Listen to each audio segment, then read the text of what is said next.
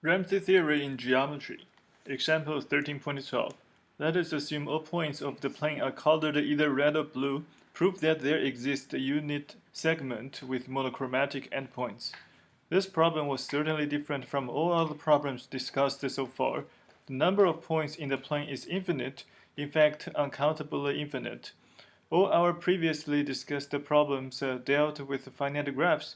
Moreover, in this problem and in what follows, we will state and prove theorems of geometric nature, making our first excursion to combinatorial geometry. Solution of example 13.12. Take a regular triangle T with side length 1. Then by the pigeonhole principle, T must have two vertices of the same color. These two vertices will form a segment with the required property. The statement of the previous example can be strengthened as follows. Example 13.13. Assume all points of the plane are colored either red or blue or green. Prove that there exists a unit segment with monochromatic endpoints. Solution. Again, take any regular triangle T with side length 1 and vertices A, B, C. If A, B, and C are not all of different colors, then we are done. If they are, then append another regular triangle T prime with side length 1 to one of the sides of T, say BC, as shown in figure 13.3. Now the new vertex D of T prime must be the same color as A. Say red, otherwise a monochromatic unit segment is formed, either BD or CD.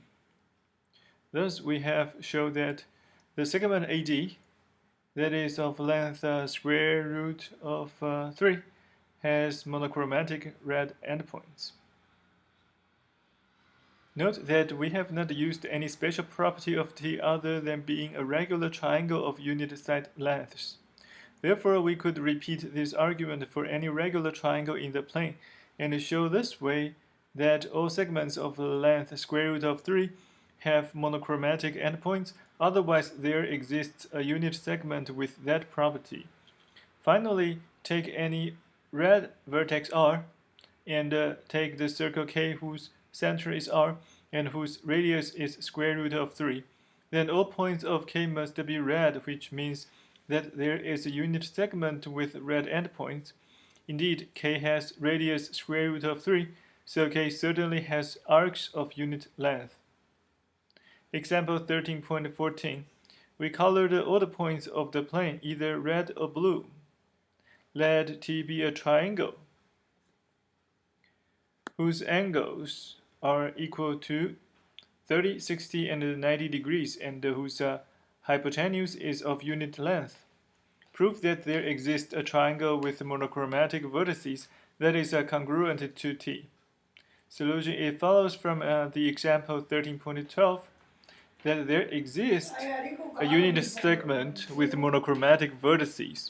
Call that segment S and let us assume, without loss of generality, that the endpoints A and B of S are red. Now take the circle C with the diameter S and consider the 4 points D1, D2, D3, and D4 so that AB and these 4 points divided the perimeter of C into 6 equal parts as shown in figure 13.4. If any of the DI is red, then we are done as AB and this red DI from a monochromatic red triangle with the required parameters. If not, then all the DI are blue and they form 4 blue triangles with the required parameters. Notes: the first textbook on Ramsey theory was Ramsey Theory by Graham, Rothschild, and Spencer. It is an advanced book.